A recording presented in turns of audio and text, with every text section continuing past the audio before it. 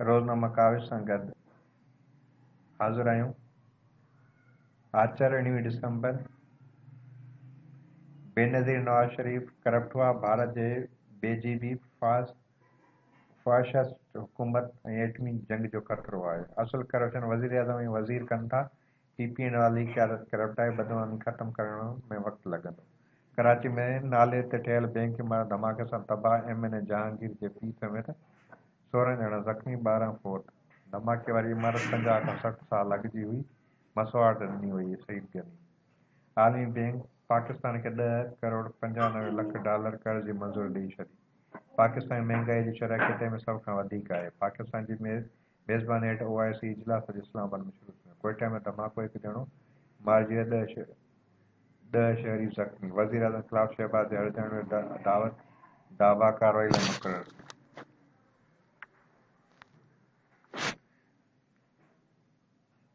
Security force जो operation TTP commander समेत 3 ॼणा दहशतगर्द मारिजी विया। पंजाब जे लिंकन हाल मां खणत अञा बि वधी वई। मुल्क में कोरोना सां वधीक 7 ॼणा फोत, 357 जा नवां केस दाख़िल।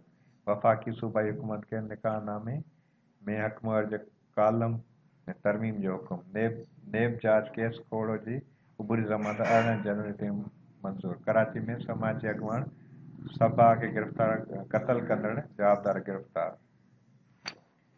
रेस्क्यू कम दौरान ॿियो धमाको, माण्हुनि में ख़ौफ़ फहिलिजी वियो। कराची में अक्सर इलाइक़नि में गंदो नालनि ते गैर क़ानूनी तौर इमारतूं ठहियल आहिनि। शेरशाह में बरसाती नाले में गैस जे भरिजण सबबि अॻु 2 धमाका थी चुका आहिनि।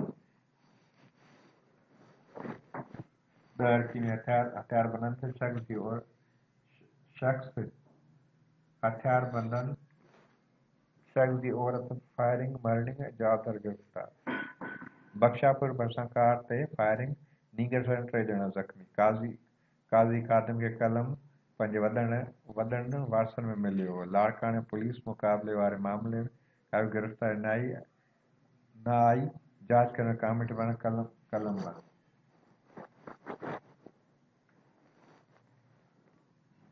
दादू नीगर जवाबदार जी बदफ़ेली वीडियो रिकॉर्ड कई वई। लाड़काणे पुलिस पारां ॿियनि सूबाई गिरोह जी मंशियात फ़रोश औरत समेत 5 ॼणा गिरफ़्तार। खैरपुर में बैंकिंग कोड कर न ॾियण ते 12 आबादगारनि जी गिरफ़्तारी जा वारंट। मीरपुर ख़ास में 3 ॼणनि जे क़त्ल केस जे जवाबदार खे 3 दफ़ा उमिरि कैद जी सज़ा। उमरकोट में चांहि पियारींदड़ होटल मालिक खे होटल ॾियण जो नोटिस।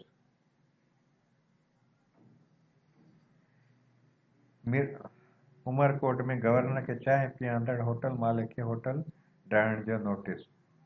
लखी गुलाम शाह भरिसां अगवा थियल नौजवान ज़ोहेब भुट्टो बाज़ियाब न थियो। शकी जवाबदारनि जे घर ते छापो। नवाबशाह में 15 जोड़नि जो इज्तिमाही शादी, दाज बि ॾिनो वियो। खानपुर महर में जवाबदारनि जो पोरीअ जे घर ते हमिलो, 4 औरतूं ज़ख़्मी। दादू में सिविल जज समेत 2 जज बदिली, नवां मुक़रर।